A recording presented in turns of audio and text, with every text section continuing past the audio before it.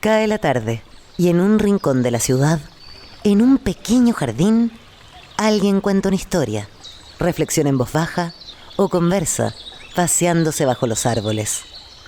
Es hora de volver a casa, bajar la velocidad y darle tiempo al tiempo. Christian Warnken nos abre la verja de su jardín para que respiremos aire puro y oxigenemos el espíritu. En Pauta, aquí comienza Desde el Jardín.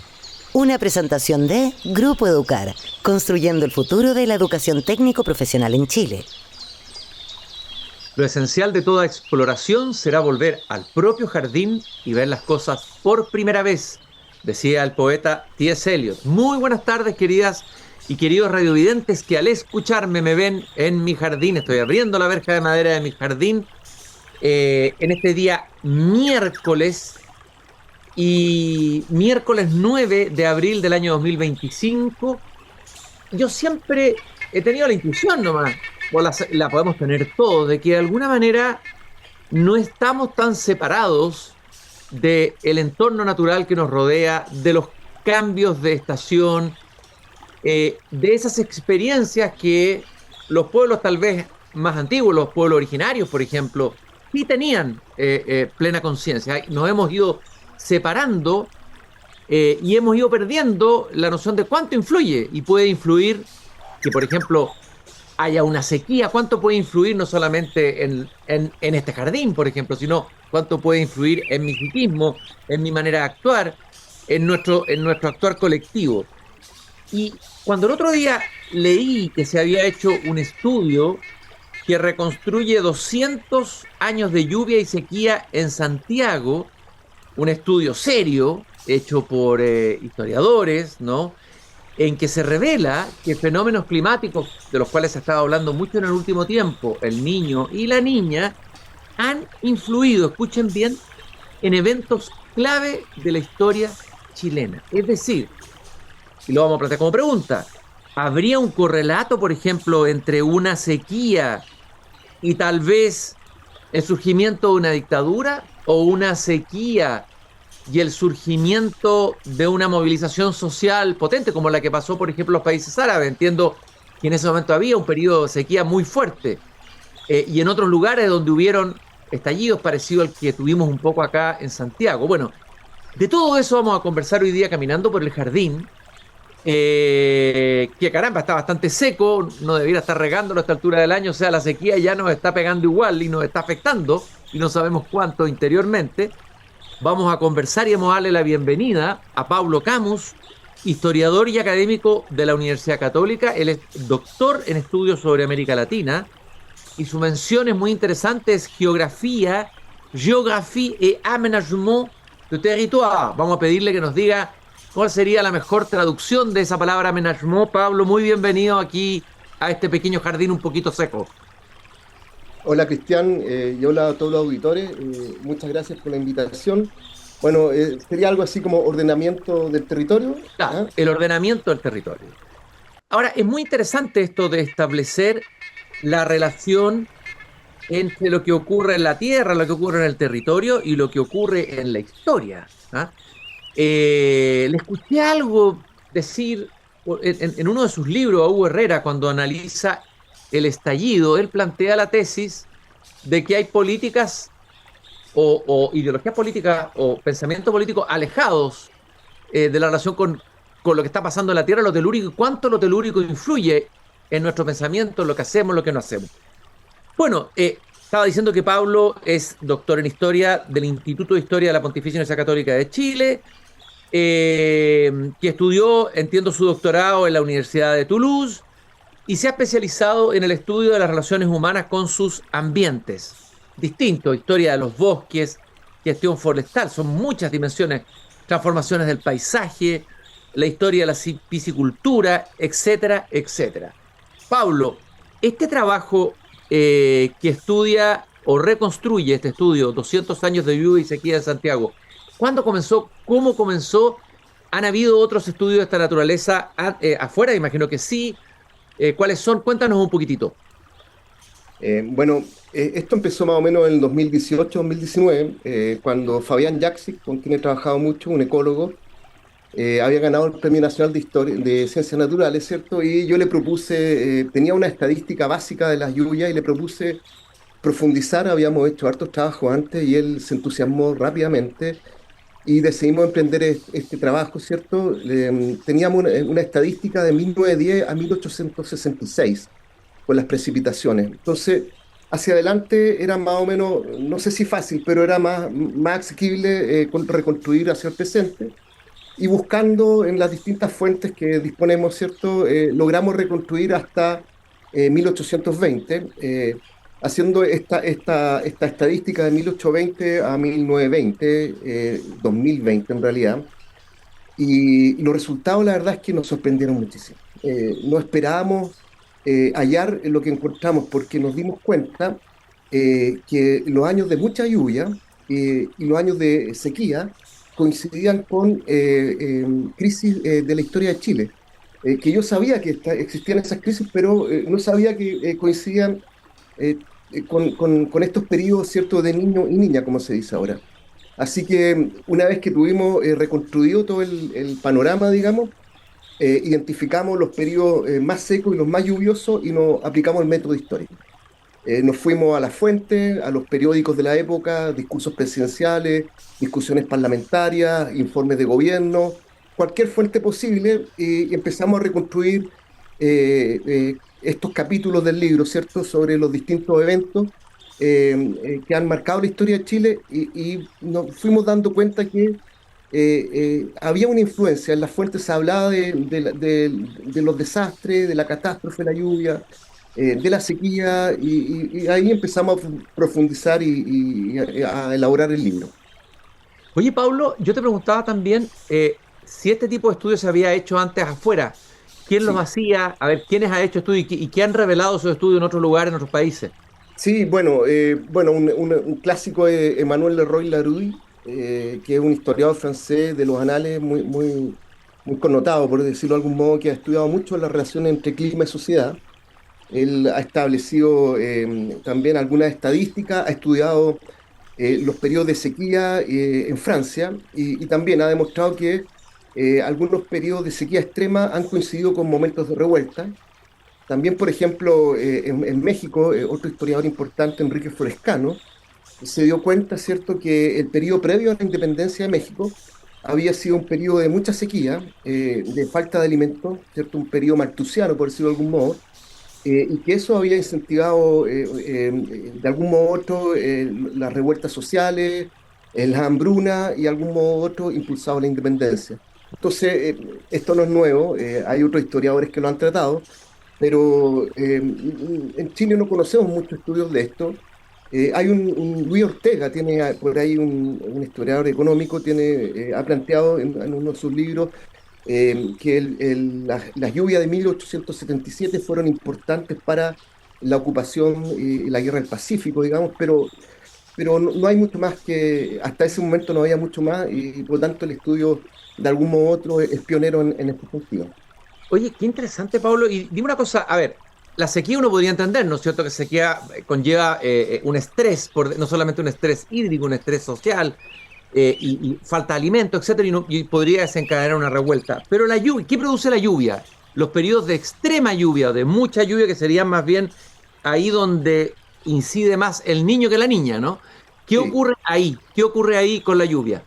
Por ejemplo, nos llamó mucho la atención que, además que era increíble, porque a fines del siglo XIX, principios del XX, en 1899 y 1900, llovió esos 2 años sobre 800 milímetros en Santiago. Y Santiago, el promedio histórico son 300. 2 años 800, es decir, 2 años casi 3 veces lo que llueve constantemente, ¿no? Ujú. Y bueno, fuimos a ver las fuentes y en el fondo Santiago quedó completamente inundado, Chile completamente inundado. Y eso en el fondo arruinó las cosechas, ¿cierto? Produjo hambruna, destruyó las viviendas, destruyó los caminos, ¿cierto? Cortó la circulación de las cosas e increíblemente, ¿cierto? En los años que siguen son años de crisis social. Hay 3 o 4 eventos emblemáticos dentro de la historia social de Chile, como es la huelga de la carne en Santiago, la huelga de los estibadores de Valparaíso, ¿cierto? Que son de principios de siglo. Y nosotros un poco conectamos esos eventos con el periodo de lluvia, porque las fuentes nos hablan, ¿cierto?, de la desesperación de la gente, de la incertidumbre, de la pérdida, como digo, de muchas cosechas, la gente queda sin vivienda, y eso en el fondo fue causando o agudizando un descontento social. Descontento que ya existía, por supuesto, pero en definitiva, este es otro ingrediente, ¿no? No hay un determinismo geográfico acá, más bien adherimos a una tesis más bien posibilista. Es un factor coayudante, ¿cierto? Donde se junta con otros elementos que están en el ambiente y que terminan en definitiva por precipitar la catástrofe y el estallido social, el conflicto social, ¿no? Bueno, uno de los eventos que yo recuerdo, de los cuales yo tengo memoria, es en el año 82. Ahí pasaron cosas en Chile, hubo un movimiento social en plena dictadura militar, las movilizaciones en la calle, las protestas, el cacerolazo, que se partieron. Y ahí estaba el fenómeno del niño, ¿no? Y ese fue un periodo de lluvias, ¿no? De Sí, lluvias extremas. sí. Bueno, también ahí fuimos a las fuentes a ver qué nos decían. También yo era no tan pequeño, era un joven en esa época, me acuerdo perfectamente. Y esto sucede 2 semanas después de que el dólar se libera, ¿no? Teníamos un dólar a 39 pesos, ¿cierto? Se decide liberar un poco el dólar, sube rápidamente y se produce una catástrofe económica de magnitud, ¿no? Las deudas se multiplican, las deudas en dólares se multiplican de un día para otro.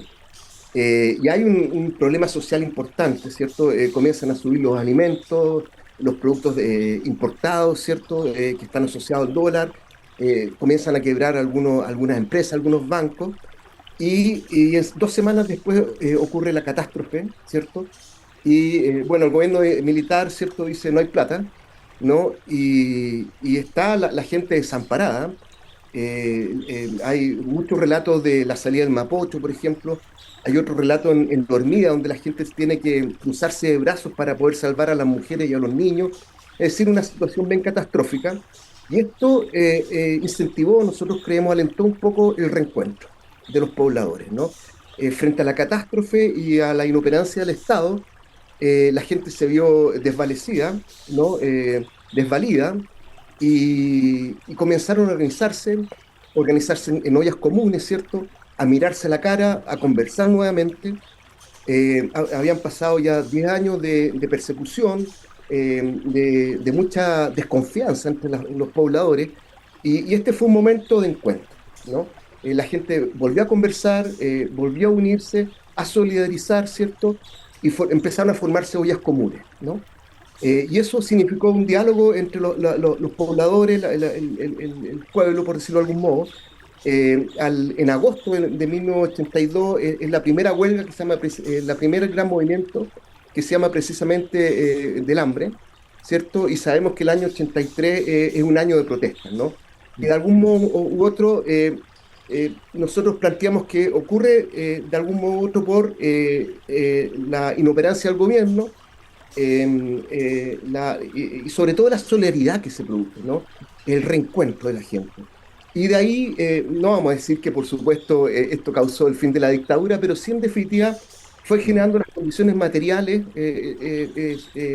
las condiciones de posibilidad, ¿cierto? Para el reencuentro de la gente, la reorganización, y de ahí el surgimiento de las protestas, del movimiento social, que lentamente fue deslegitimando el régimen y generando las fisuras necesarias para lo que pasó, digamos, que fue finalmente la salida del régimen años después, pero con un movimiento social muy fuerte detrás que se genera precisamente a partir de las inundaciones de 1982. Me acuerdo perfectamente, tanto la inundación y además porque participé, yo era joven, participé en muchas de esas manifestaciones que se realizaron en el año 83. La pregunta sobre el estallido del 2019. No sé si ustedes llegaron hasta ahí, si hay una correlación, ¿qué es lo que había ahí? Fenómeno del niño, fenómeno de la niña, más sequía, entiendo yo, ¿no? ¿Qué Sí. pasó en el estallido? Bueno, veníamos de lo que los científicos hablan de una mega sequía, más o menos desde el 2010 venían muchos años secos seguidos. Y increíblemente, el 2019 es el tercer año más seco en 200 años. Mm, E increíblemente coincide con el estallido social. No, yo creo que no podemos hablar de causalidad, pero las coincidencias son notables, ¿no? mm. Bueno, nosotros no estudiamos el estallido, ¿cierto?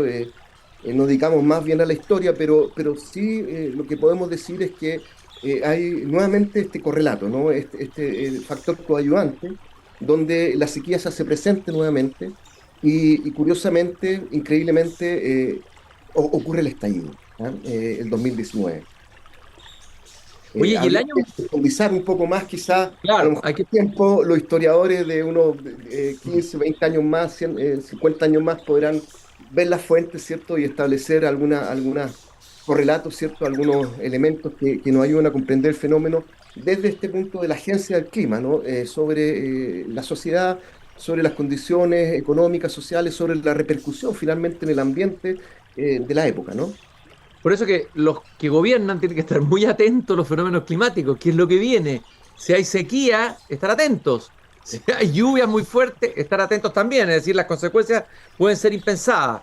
Eh, Pablo también, bueno, lo dijiste el año, creo que lo dijiste en 1924, también hay un hito importante. En septiembre se produce un movimiento militar, el ruido de sable, y esto va a terminar en la salida de Arturo Alessandri. No es que sea solo por ese factor, tú lo explicaste muy bien. Bueno, y el año 25, que fue un año de conspiraciones, de mitines, de, bueno, en fin, de muchas cosas, de eventos y movilizaciones, también huelgas, etcétera. ¿Qué les llamó la atención a usted ese periodo, digamos, ese evento, ese año? Al tener la serie completa y ver la barrita chiquitita y ver que era justo 1924, dije, oh, qué increíble, aquí tiene que haber algo. Es decir, yo sabía todo lo que tú has relatado, ¿cierto? El ruido sable, la salida de Alessandri, el exilio, la constitución del 25. Entonces, fue el primer estudio que hicimos, porque me entusiasmé muchísimo a ver si había algo, ¿no? Y ya en agosto, julio, agosto, comienzan los diarios a hablar de una sequía que se avecina, de que hay que tener precaución, de que hay que prevenir lo que va a pasar a futuro, que va a haber hambruna y por lo tanto hay que tomar precauciones. Hay un parlamentario que habla en agosto del 24 que hay que tener cuidado con la sequía que se nos avecina.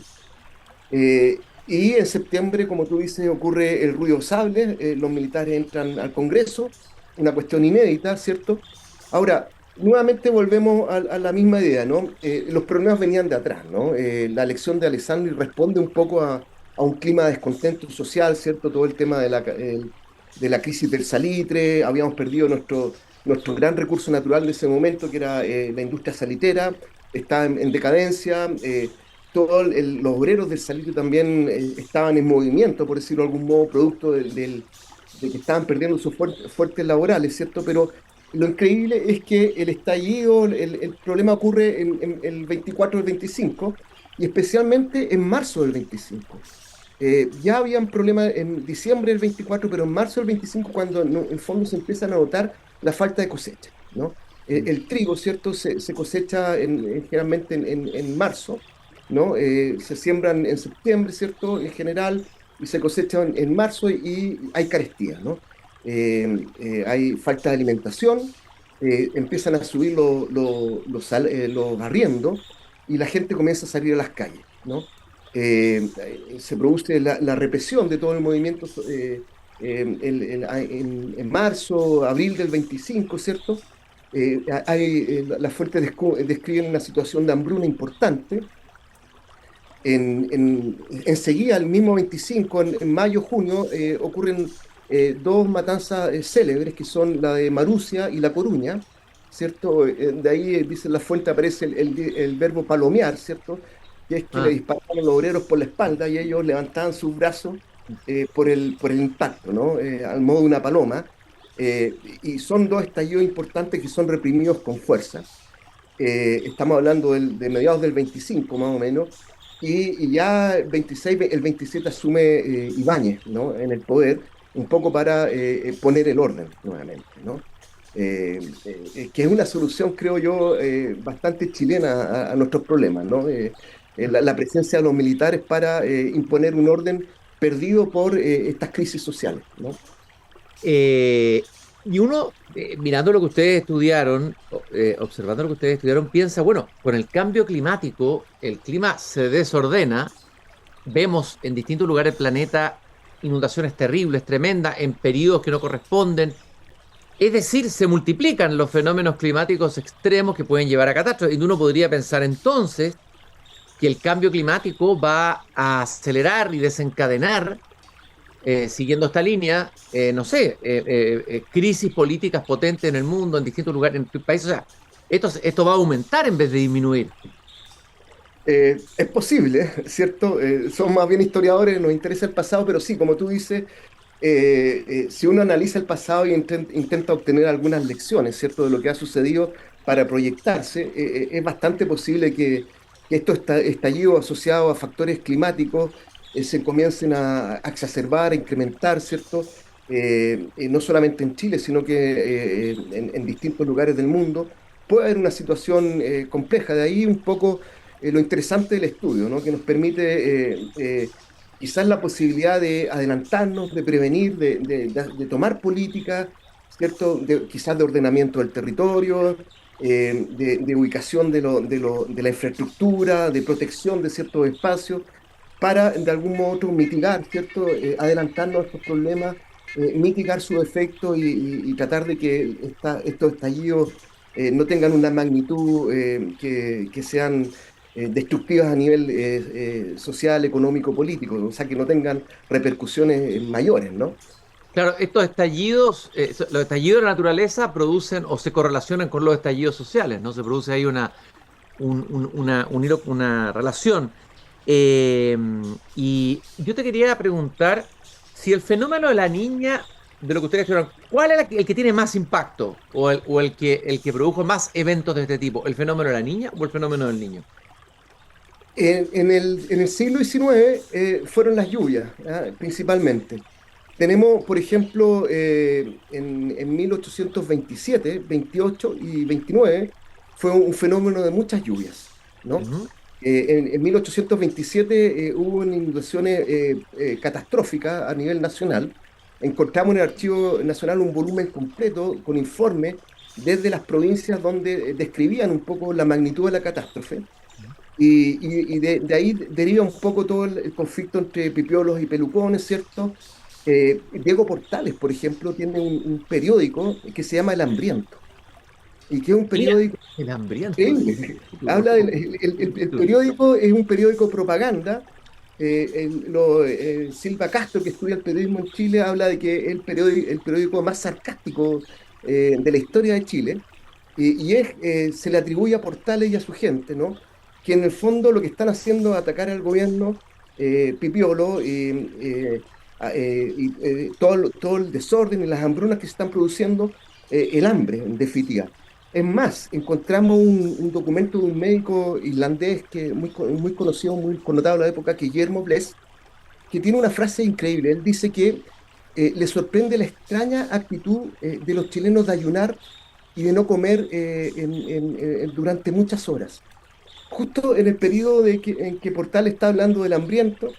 Entonces, la conclusión para nosotros era un poco, bueno, las lluvias destruyeron los cultivos, ¿cierto? Destruyeron los caminos, en definitiva, hay menos circulación de alimentos, etcétera, y por tanto se produce esta situación de hambruna que es aprovechada por Portales para hacer una propaganda en torno al hambre. Nosotros creemos, porque por algo le pone el hambriento a su periódico, ¿eh? Y por algo Guillermo Blesa está hablando de esta extraña costumbre de los chilenos de ayunar en exceso. No había comida finalmente. Bueno, es interesante que los trabajos que tú has realizado, establecer relaciones entre el clima, la sociedad y las crisis políticas y sociales, de alguna manera eso agrega un nuevo elemento de análisis, no es el único, pero agrega un nuevo elemento que complejiza más, que hace más interesante mirar la historia. Que no somos seres desconectados de la naturaleza, que no somos seres desconectados de los eventos que ocurren alrededor nuestro. No vivimos en territorios determinados, con climas determinados, con eventos climáticos determinados. Y eso es lo interesante que aparece en esta muy interesantísima investigación desarrollado por Pablo Camus y iba a confundir y iba a decir Iván Jaksic. No, puede ser el hermano, el historiador, ¿no? Sí, sí. No, yo he trabajado con Fabián, que es Fabián un Jaksic, psicólogo sí. bien Sí, conocido. sí. Hemos conversado con él también aquí en el jardín. Pablo, yo te quiero agradecer esta interesantísima conversación. Pablo Camus, historiador y académico de la Universidad Católica, coautor con Fabián Jaksic de estudios sobre los 200 años de lluvia y sequías en Santiago y cómo los eventos han determinado parte importante de las crisis sociales y políticas e incluso cambios políticos que han ocurrido en el país en el siglo XIX y en el siglo XX. Pablo, un gusto haber conversado contigo sobre este tema tan interesante. Muchas gracias por haber venido al jardín. Bueno, muchas gracias, Cristian, por la oportunidad y muchas gracias a los auditores, ¿cierto? Que ojalá se entusiasmen con la investigación y la historia ambiental.